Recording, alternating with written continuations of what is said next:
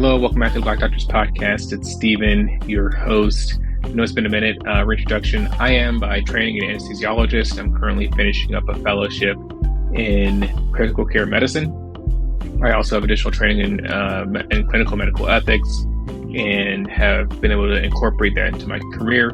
I started the Black Doctors Podcast to kind of provide some mentorship and some community for underrepresented minority physicians and future physicians, doctors in training, all of the above, to kind of give us a space to hear stories that we can relate to and different ways to have growth from other, people's experiences. So it's been a couple weeks. Thanks so much for sticking around, for listening to the show, and for waiting for new episodes. And I'll get into this week, what I've been doing in the last couple of weeks that I've been away. We're going to talk about some milestones. We're going to talk about some future areas of growth and some things that are exciting and that are soon to come. So first, the last couple of weeks, as I mentioned, I am currently finishing up this critical care medicine fellowship. If you've ever worked in ICU, you know it's incredibly busy. And the way the fellowship is set up, it's a 1-year program for anesthesiologists. And essentially, I do 6 months of home rotations, and that's 3 months in the surgical ICU, where I'm the primary fellow, and 3 months in the cardiothoracic ICU, where I'm the primary fellow. So 6 months out of the year, I am the primary fellow. I am super busy doing work, doing all these, basically running the ICU.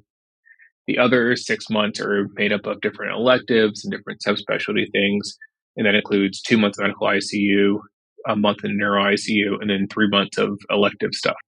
It just so happens the way the fellowship is organized that at 2 points in the year, I had to do back-to-back ICU months. So that's what I'm coming off of now, April and May. April, I was in the cardiothoracic ICU for the 4 weeks. And then in May, I was in the surgical ICU. So super busy units in the cardiothoracic ICU. We're getting our cardiac surgical patients. We're getting vascular surgery patients and thoracic. And then from that cardiac genre, there's the folks on ECMO, specifically VA ECMO, that has to come to our CTICU at this hospital. And then, also VV ECMO if it's a cardiothoracic ICU patient. We're getting heart transplants, lung transplants, LVADs, so ventricular assist devices, which are like motors that propel the blood around throughout your body. So we're getting patients in heart failure. It's a pretty cool setup at University of Chicago because the CCU and the CTICU kind of share the same beds and are on the same floor. And the CCU is run by medicine docs and cardiologists, medicine residents rather. So it's kind of a nice continuity of care. Like patients can come to us pre-op for example, for a heart transplant. They're going to be in their bed in the CCU. They're going to go for their heart transplant, come back to the same bed, but now be on the CTICU service. So that's what I was doing the month of April. Super busy month, working 6 days a week and having 1 day off, covering home call for residents that are in-house, and did manage to book 2 conferences during that month. So I kind of broke up the monotony, went out to Hartford, lovely Hartford, Connecticut for the SNMA conference.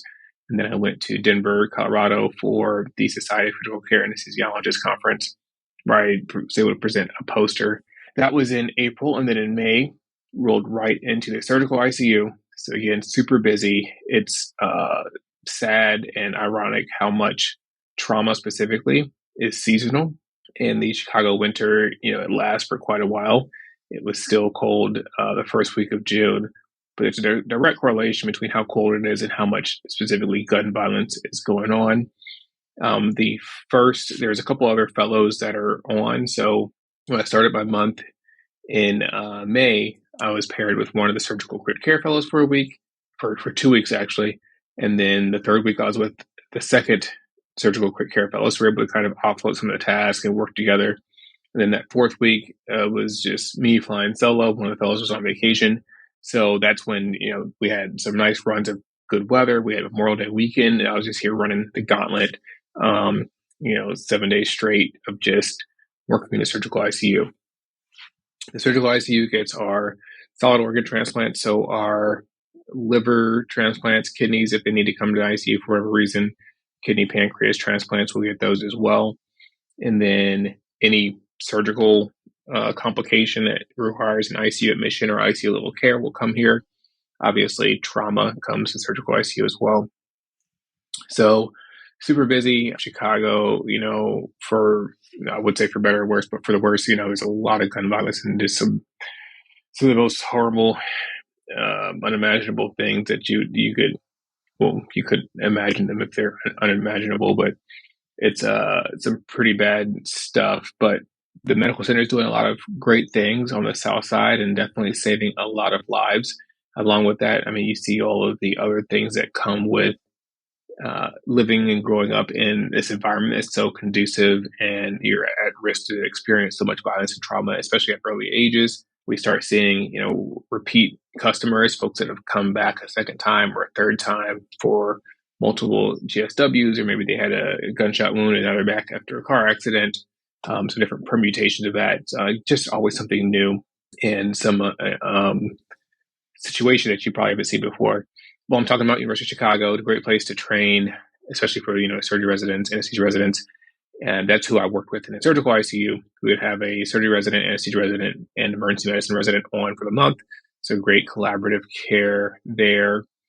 And yeah, you really get to help the community. They've put in a lot of infrastructure. There's things such as the violence recovery program, which is kind of some specific type of social workers that can meet patients, will oftentimes meet them in the trauma bay as they're, getting put to sleep or whatever for their trauma resuscitation.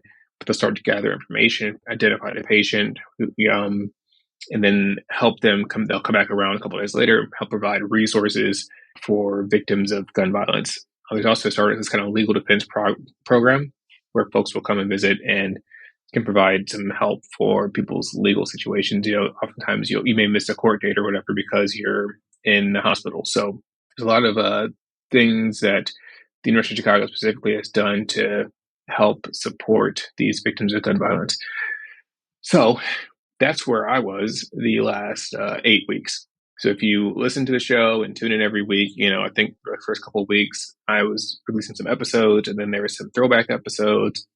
And then I was going to go back to every 2 weeks having an episode. And then the last 3 weeks were just all HE double hockey sticks broke loose. And it was just I couldn't keep up. So that's what happened.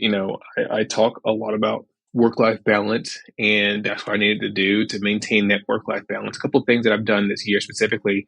I had some official sponsors for the podcast, full transparency. I'm a very transparent person. But last 2 years, I had some podcast sponsors. This year, I kind of let that go because I knew I would be in fellowship. I knew it would be busy, and I didn't want to have that production pressure where, somebody's paying you to produce an episode, then you've got to get that episode out. You got to produce, you got to perform. So I, left some money on the table, but it was worth it for that quality and that peace of mind that I didn't feel pressured to constantly put these episodes out. And then honestly, when things got busy, I needed time to spend with my wife because she was already kind of seeing not much of me and some of the worst of me. If I come back from a 12-hour shift, just destroyed and beat down and broken from the crazy things I saw at work, or, if I was covering home call, then I'm not able to really focus and concentrate and have that relationship the way it should be. So, not producing the podcast gave me some additional time. If you ask her, she probably will say it wasn't that much time, but that was one thing that was off of my very full plate. And then, I love to do music. So every now and then, every couple of weeks, I'll be able to put some music together and just kind of unplug and have a good time. So sometimes, in life, that's how I made it through residency and after fellowship. Sometimes it's going to be crazy and it's going to be super busy. Other times, you'll be able to balance multiple tasks. I also want to hold just a space or a moment and recognize Dr. Nikita Mortimer, who is an anesthesiology resident who unfortunately passed away recently. Don't know all the circumstances, but we know that residency, medical training, medical school is a very stressful time and a place, and make sure we're supporting each other make sure that if you need help, you're able to reach out. You have a supportive environment. Again, that's part of the reason that the Black Doctors podcast is here. And I've thought about, how do I deal with some of these tough issues? Because I do generally, I'm a very positive person, and I want this to be like very positive, supportive. But on the other hand, we know that these are some very heavy topics and life situations that need to be talked about. So stay tuned. We'll find a way to tactfully kind of lean into this mental health space and awareness. Some of the guests I've had on the past, Dr. Kevin Simon, Dr. Bianca Bush, both psychiatrists, phenomenal thought leaders, and have provided so much insight. So we'll definitely be able to bring back some more supportive content in that regard. And on that note, because again, I just talked about how busy my schedule has been, I am fortunately coming to the end of my critical care fellowship. This will be the end of my medical training. Thank God, finally. But looking forward to bringing the podcast back in July.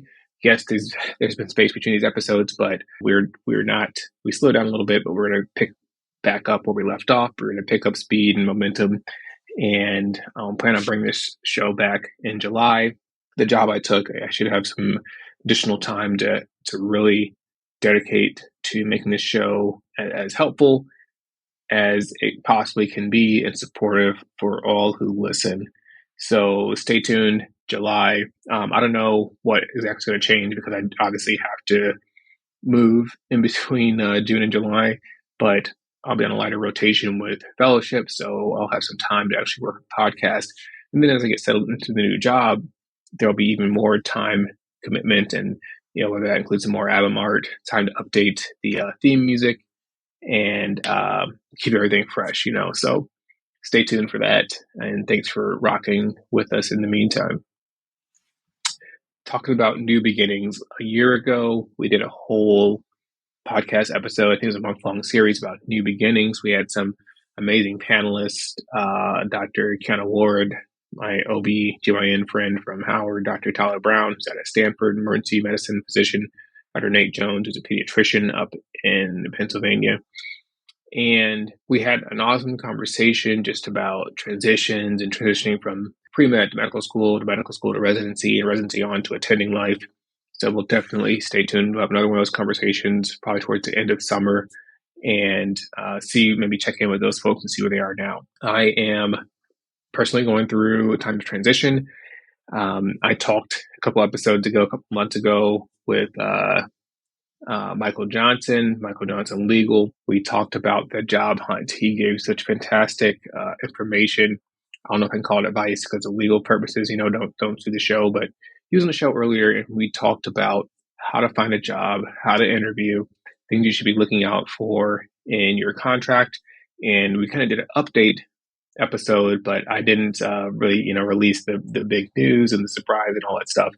I always sit back, because I'm very much an introvert. I know it doesn't quite jive with this whole podcast endeavor, a little slightly inconsistent, but I think about, when I bought my condo back in residency and I wanted to take pictures at signing day. And I think I do have some pictures at signing day and the bottle of champagne and all that. And I have this big reveal, I see everybody do, or I hit 10,000 followers and I have balloons and stuff. And it's so cool. Still under 10,000 followers on Instagram. So that's not, I fortunately have time to prepare for that. But same thing, I wanted a big, reveal for the job. But, here it is. What better way to release this information than to you, the listener, the family who's kind of been rocking with me for 3 years. That was the other thing to announce. 3 years that the Black Doctors podcast has been on the air.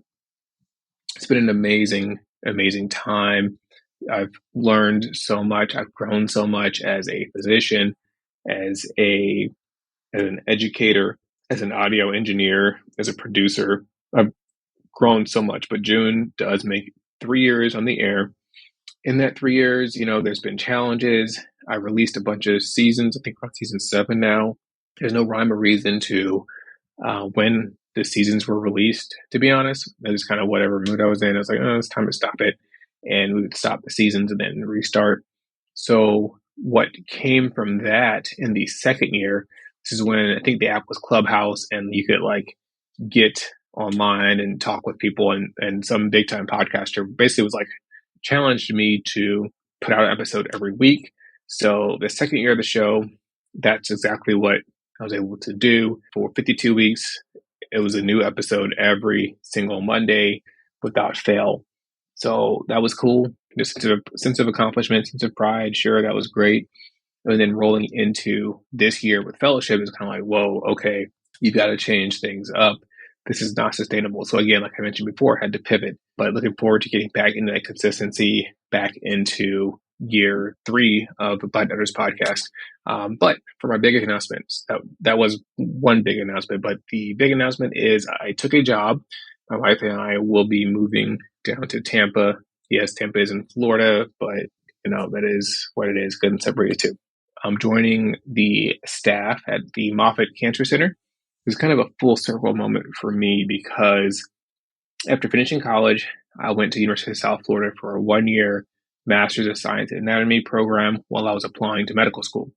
And it had to be another episode probably to talk about that experience and how I almost didn't make it, how I almost didn't finish my application, how my friend Love, that's his name, LUV, that's how you spell his name. He took my application picture for my AMCAS file submission. But long story short, I was on the campus at University of South Florida.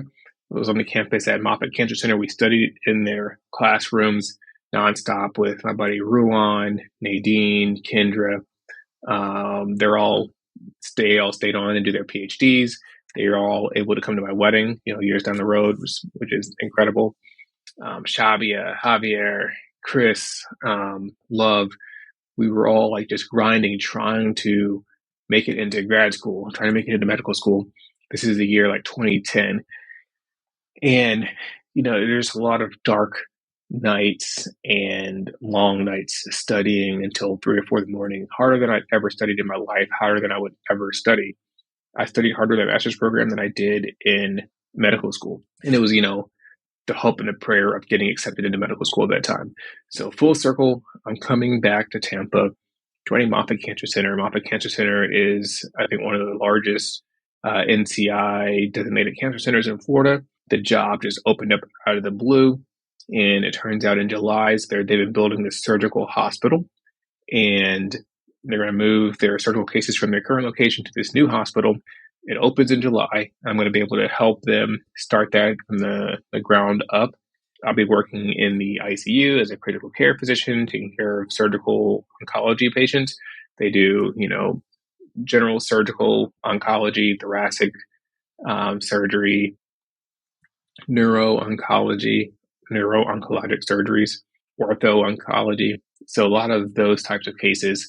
Pretty good schedule, should be conducive to a work-life balance. Part of the reason taking this job was to have more time to spend with my wife, more time to spend with family, more time to spend with you, making this podcast and growing and developing this, more time to spend with my instruments. I love my instruments.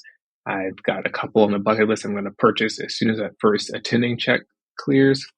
So stay tuned for that. Follow me on Instagram at Stephen Bradley MD. Used to be, I was going to be a med influencer. Then I just started realizing that I like posting my music more. So that's what my Instagram kind of evolved into. A little bit of medicine here or there, little pictures, but a lot of it's my mixtapes and my music. So check it out. You can be one of the 8 people that actually likes the music that I put on there.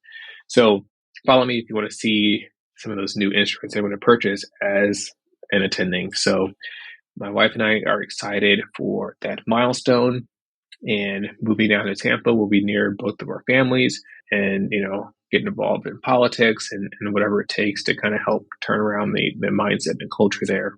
So thank you so much for sticking around. I'm going to start to wrap up, but thanks for getting us to year 3. Stay tuned. So excited for what's going to come next. Could not have done it without an incredible host of people.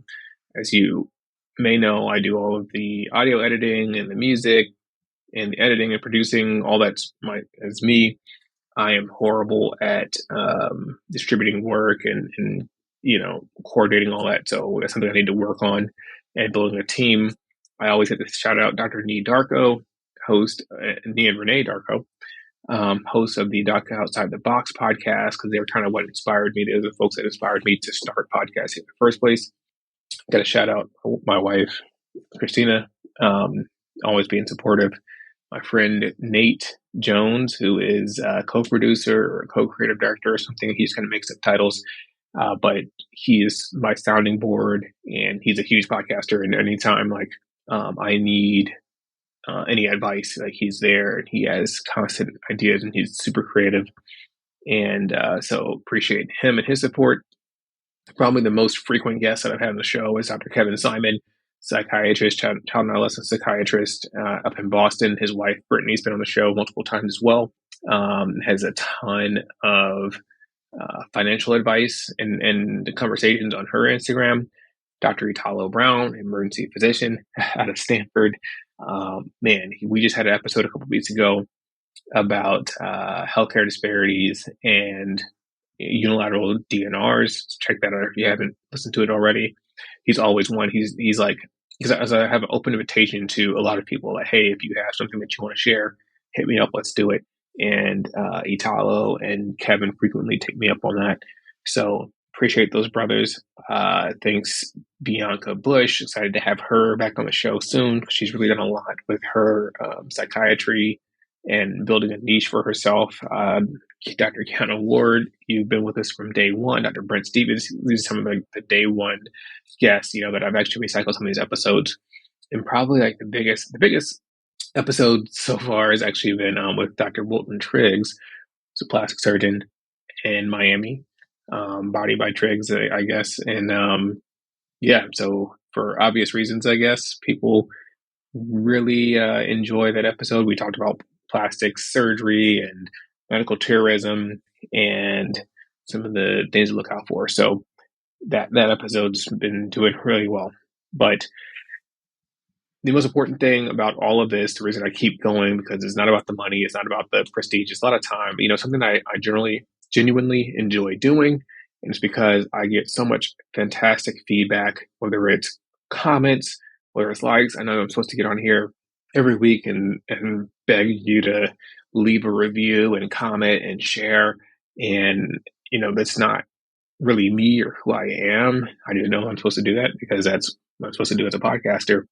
But what really keeps this show going, what keeps me motivated is out of the blue, I'll randomly get, I got 2 or 3 medical students in the last 2 or 3 weeks that just hit me up and were like, hey, thank you for the podcast. That advice helped me get into medical school or get into residency. It's incredible. I do a lot of oral board prep for anesthesia residents. We have to pass an oral board exam to get board certified.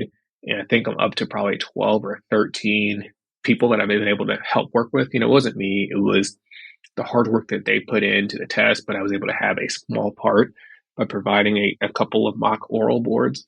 And these folks, hit me up, and like some have sent gifts and just like voiced appreciation for the time that I was able to provide. And for me, like that's what is making this all worth, not the gifts, but just the appreciation and knowing that I was able to help change the trajectory of someone's lives. Because when I look back on my trajectory from someone that knew nothing about medicine, no family members being in the medical field, to where I am now, and like knowing people look back and are like, oh man, Steve Bradley is in ethics and he's anesthesia and like he does all these things. And I'm like, no, I'm just like a regular dude. And along the way, there were doors that were opened, and there were people that reached out and supported me, pointed me in the right direction, even through very short, very small, seemingly insignificant conversations that I had. But as a medical student, attending positions like took that 30 seconds or a minute, or senior medical students or my residents took that 30 seconds or a minute and answered my questions and weren't judgmental and weren't mean and rude. And it's those interactions that have yielded the greatest benefit for me in my process and in my progress. So if there's anything that you can do for people that are coming behind you, I challenge you to just, take that little bit of time and support those people. It's not, the tons of money that you can provide an endowed organization. That's cool. Maybe one day. I look forward to hopefully doing some of that, some giveaways with the show. But it's that time. So thank you so much for the time that you choose to spend listening to me on the podcast. I'm rambling and I'm going to respect your time. So I'm going to end this episode here, but stay tuned. In July, we're going to relaunch the show. We're going to have the same incredible stories. I guess not the same incredible stories. We're going to have some new incredible stories. We're going to have some new content that's going to help support you in your journey in medicine, through medicine, out of medicine, whatever the case may be. I'm Stephen Bradley, your host. Thank you for tuning in to the Black Doctors Podcast. We're here because representation matters.